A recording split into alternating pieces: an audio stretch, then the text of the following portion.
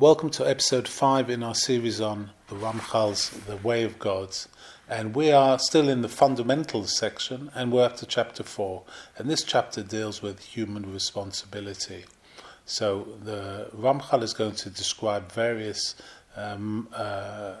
matters pertaining to our physical responsibility. We are physical creatures, we are physical creatures housing a holy soul. And we must make sure that this physical chariot or vehicle is in tip-top condition. I think I remember Warren Buffett once said on an interview, let's say you were given a car when you were 17, 18 years old, when you passed your driving test, but you were told that this car would have to last you your entire life. Would you or would you not take care of it? You wouldn't allow it to get banged up. You wouldn't put the wrong fuel in it. You would make sure, if you knew the only way you could get around was in that car for the next God knows how many decades, you'd make sure it was in tip-top condition. This is exactly the same with your body, your physical body.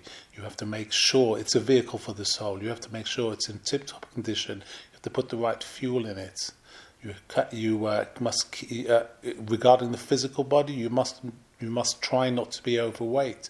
You definitely should not smoke, and you should limit any other intake of anything else to the barest minimum. Alcohol, for example. You have to remember that anything that damages your physical body or your mind is a sin against God, so you must be extraordinarily careful. And you can also sanctify the act of, the Ramchal is going to describe how you can sanctify simple acts of looking after yourself. Eating healthy foods can become almost like a service towards God, as the Ramchal will describe.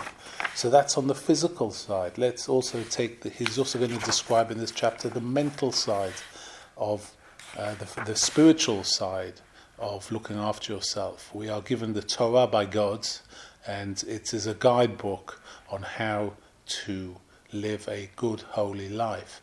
And if we regularly study the Torah, it will unlock things in us that we are unaware of just by the act, as the Ramchal would describe, and it'll bring us closer to God, which is the ultimate purpose of the commandments and prohibitions. But let's let the Ramchal describe it in his own beautiful way. So let's start human responsibility. In this world, man's condition depends on two things. There is, on the one hand, his own makeup, the elements of his being and their structure. Secondly, there is his environment and all that is associated with it. As discussed earlier, man consists of two opposites, a body and a soul. It is obvious, however, that the physical is dominant in man and its influence is very strong. When an individual is born, he is almost completely physical, with the mind having only a very small influence. As he matures, his mind continues to gain influence, depending on the individual's nature. Even after an individual matures, however, the physical does not automatically relinquish its influence and stop inclining the individual towards its way. The only means by which one can overcome the physical is by growing in wisdom, becoming versed in it and living by it. By fortifying oneself to follow his intellect, one can overcome his physical nature and keep the physical desires in him firmly bridled. We see material phenomena before our eyes, but in essence, at a deeper level, all that is material is inherently dark and coarse, existing at the opposite pole from those seeking to approach God and cling to his holiness.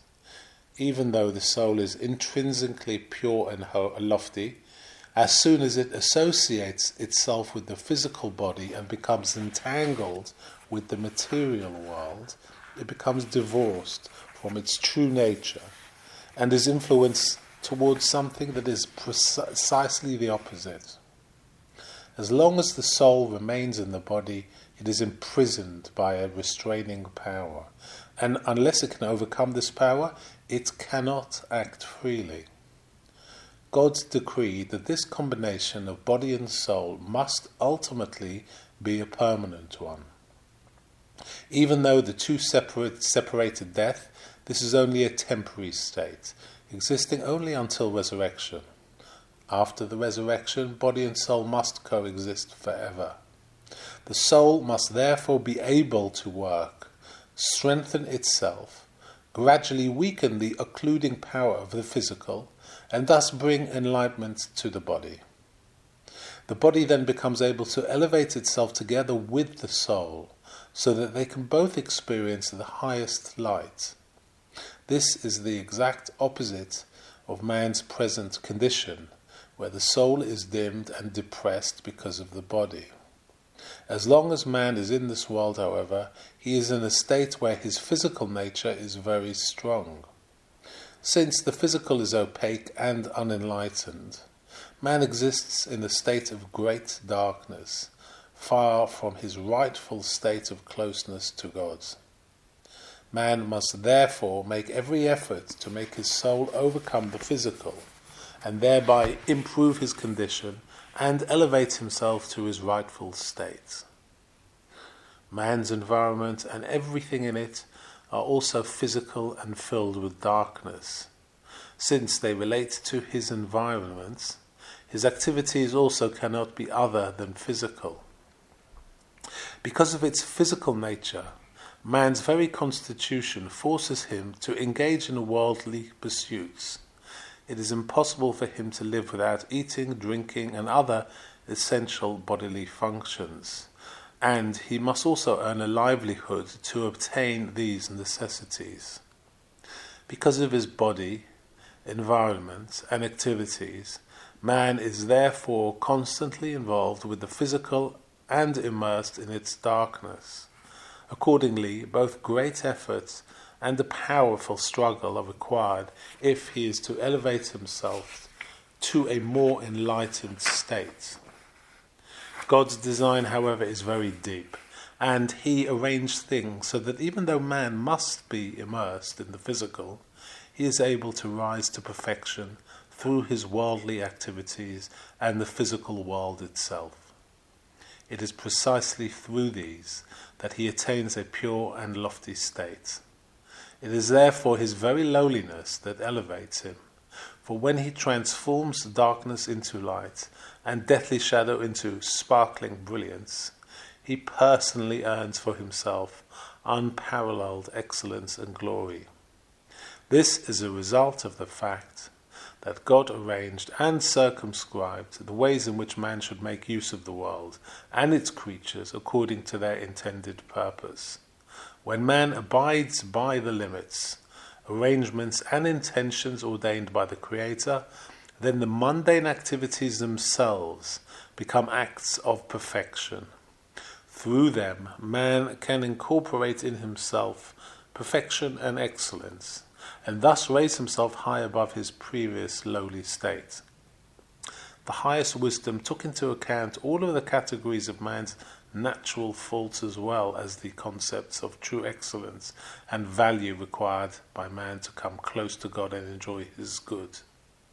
Taking everything into account, he set up patterns and restraints through which everything excellent should be incorporated in man and everything separating him from God removed.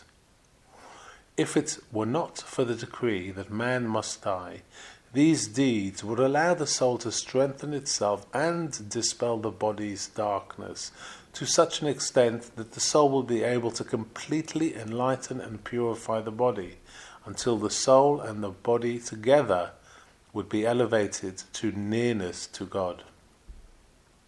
Because of the decree, however, this cannot be done in a single stage. The soul still strengthens itself through these observances, and the body is potentially enlightened, even though its enlightenment cannot be immediately realized. What man therefore earns during his current non-ideal state of being, after Adam's sin, is a potential state of perfection. At the proper time, this potential is realized. These patterns and restraints are God's commandments. They include both positive commands and prohibitions. The purpose of each commandment is either to allow man to earn and incorporate in himself a particular level of true excellence, or to remove an area of deficiency and darkness. This is accomplished through doing what the commandments require and avoiding what they forbid. The nature and details of each individual commandment, however, are based on all the aspects of man's true nature and character, as well as that of the necessary perfection. Each thing, then, has its conditions and limits as required for man's attaining this perfection. The highest wisdom knows all this, as well as the true nature and purpose of everything that exists. God, therefore, took everything into account and included everything necessary in the commandments of the Torah. It is thus written in Deuteronomy 6, verse 24, God commanded us to follow all these rules that He may grant us good. Man serves God by observing all His commandments, and the root purpose of this service is to make man always conscious of God and to turn him in God's direction. The guiding principle is that man must realize that God created him, only so that he could have the opportunity to draw himself close to his Creator. But this closeness becomes possible only if man overcomes his evil urge, consciously deciding to subjugate himself to his Creator and fulfill God's commands. Man must reverse his inclination towards the physical, conquering his mundane tendencies, but he will be able to do so only if he manages all of his affairs only for the sake of attaining this goal, having no desire for anything else. So I just want to mention something at this point, that it's we talk here about prohibitions and commandments, and we feel that sometimes it's restrictive. But I think people have to change their mindset regarding restrictions that we find in our religion. So it's not correct to call them restrictions, because I think every discipline that someone takes upon themselves with the correct intention has an opposite effect on some enlightenment within himself or herself. What I mean by that is, I think in one of our previous series we've discussed this, where when one disciplines his physical being, he controls what he eats, or she controls what she eats, and is careful about only putting healthy things into our bodies. This act of kind of denying oneself or limiting or disciplining our intake actually produces an internal metaphysical outgoing or sort of enlightenment. So sometimes when you restrict yourself, you're not putting shackles on yourself, you're actually opening up your inner world, an inner world that is directly connected to God. So it does have its benefits. You're not just restricting yourself and suffering for nothing.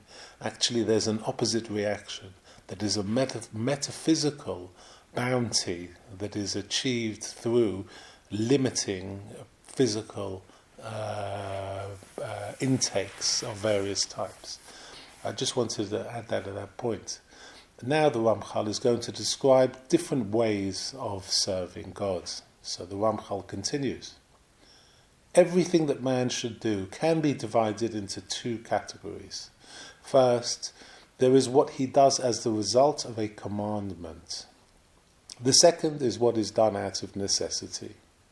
The first category includes all the divine commandments.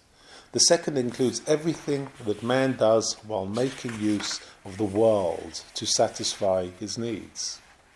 The purpose of the divine commandments has already been discussed, namely that man should obey God's orders and fulfill his will. In doing so, he conforms to God's will in two interrelated ways. First of all, he obeys God's will in doing what he was commanded to do. Secondly, however, he also perfects himself to that certain degree associated with that particular commandment. In doing so, he is conforming to God's will all the more, since God desires that man be perfected and attain the enjoyment of his goods. Man's use of the world for his own needs, however, should also be circumscribed by the limits imposed by God's will and not include anything forbidden by God. It should be motivated by the need to best maintain his health and preserve his life, and not merely to satisfy his physical urges and superfluous desires. One's motivation in maintaining his body should furthermore be so that the soul should be able to use it to serve its creator, without being hampered by the body's weakness and incapability. When man makes use of the world in this manner, this in itself becomes an act of perfection, and through it one can attain the same virtue as in keeping the other commandments. Indeed, one of the commandments requires that we keep our bodies fit so that we can serve God, and that we derive our needs from our environment to achieve this goal. In this manner, we elevate ourselves even through such activities. The world itself is also elevated, since it is then also helping man to serve God. One of the things that one must strengthen within himself is his love and fear of God. He should consider the unimaginable loftiness of God and the great lowliness of man, and humble himself before God, standing in awe before his greatness.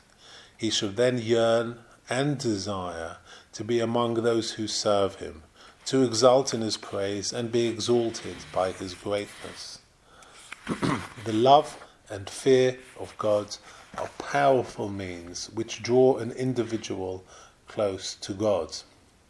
They enlighten the physical darkness in man, cause his soul to radiate in all its brightness, and thus elevate him step by step until he attains a state of closeness to God.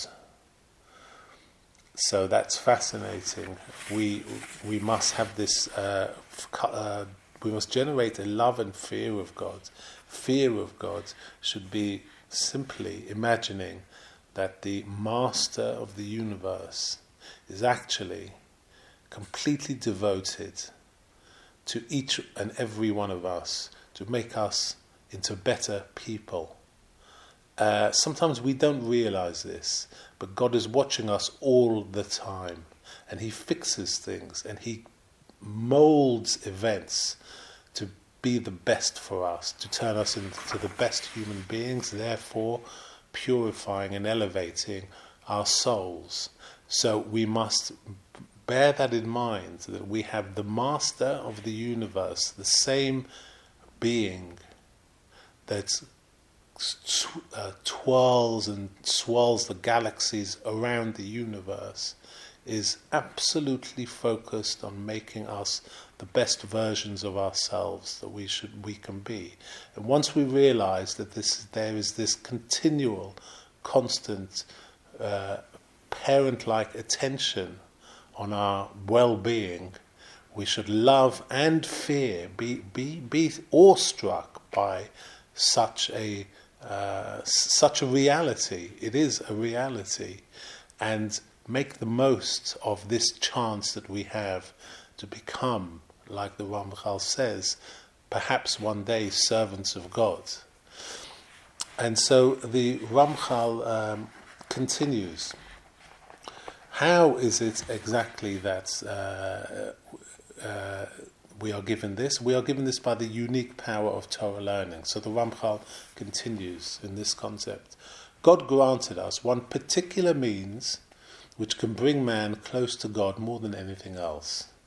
This is the study of his revealed Torah. Since study accomplishes this in two ways. First, through the reading of the Torah, and secondly, through its comprehension. In his love, God composed a volume of words decreed by his wisdom and bestowed it upon us. This is the Torah and later works of the prophets, making up the Bible as we know it.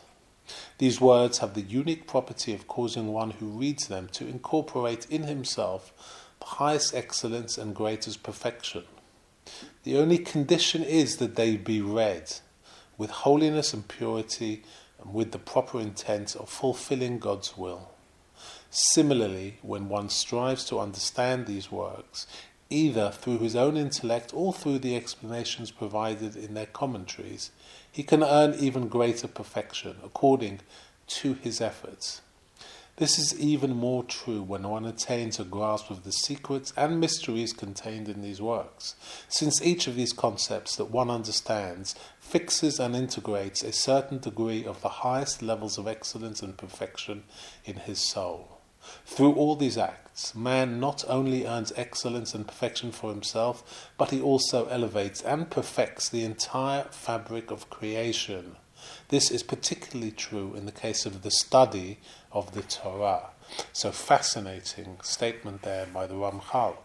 He is saying in loose terms that of course we should try and understand the Torah that we are reading, but he's suggesting that it's even just the physical and mental act of just reading the Torah on a regular basis affects wheels and cogs throughout the universe, and perhaps within ourselves. So if we are not that academically versed in Judaism, or we're just starting our spiritual ascent, the basic requirement is just to read. Even if you read the translation of each week's parashah, that gives you kind of this coursework is done. You can also, obviously, like the Ramchal says, even better, learn the commentaries to try and learn the meanings behind these stories and words of the Torah. But he clearly states that just reading it kind of ticks boxes for God. Like he also said, to elevate one's soul, one must also perhaps learn the rudiments of science. Again, you don't have to become a scientist, but just be versed, have this kind of rudimentary knowledge. The same thing, study Torah. If you don't understand the concepts behind it, read it. Perhaps something will unlock in your mind after reading it, will give you some insight from above. And so the Ramchal continues. Every state in which an individual exists, whether it be one of darkness or enlightenment, is a result of either the presence or absence of God's light. When anything is illuminated by God's presence, its purity and perfection are increased according to the degree of this illumination. The opposite is true when his light is concealed. God does not withhold his good, and therefore, when a person draws close to God, he is continuously enlightened by him. It is only when an individual does not bring himself close to God that he is deprived of his light. The deprivation, however, is due to the recipient and not to God. The highest wisdom decreed that every act of observing God's commandments should bring a person closer to God to a particular determined degree. The individual then attains a degree of light corresponding to this degree of closeness, and this in turn causes a degree of perfection resulting from that enlightenment to become an integral part of him. The opposite is true of sin. Every sinful act removes an individual from God by a corresponding degree. This results in bringing him to a certain degree of concealment away from God's light, causing his presence to be correspondingly hidden. As a result of that concealment, a degree of deficiency becomes an integral part of that individual. We therefore see that the true purpose of the commandments is to turn us toward God, bring ourselves near to him, and thus be enlightened by his presence, to avoid sin and other phenomena that lead us away from God. This is the true purpose of all the commandments. The particular details of the commandments, however, have extremely deep significance with relation to the details of both man and creation in general. This will be discussed in a separate section. So that concludes the fourth chapter, human responsibility.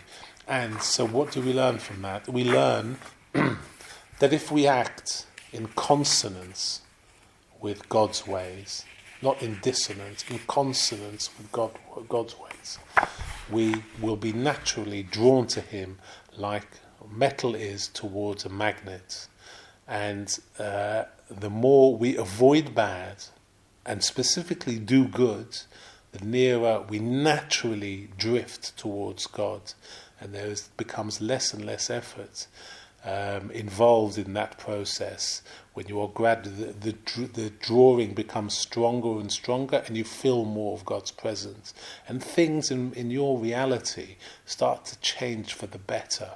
Individual acts that you don't think are connected are connected. There's no coincidences. God makes things easier for you in your life when you do the right thing and you act in the correct way. Sometimes it's difficult. Of course, all the attainment of good things in life generally are difficult. But once we feel the response and we feel that it's the better way, it's the right way, it becomes enjoyable and doesn't become like a discipline anymore. It becomes like a pleasure. So that is the end of this episode. And in the next episode, which is chapter 5, we're going to take a metaphysical trip into the spiritual realm.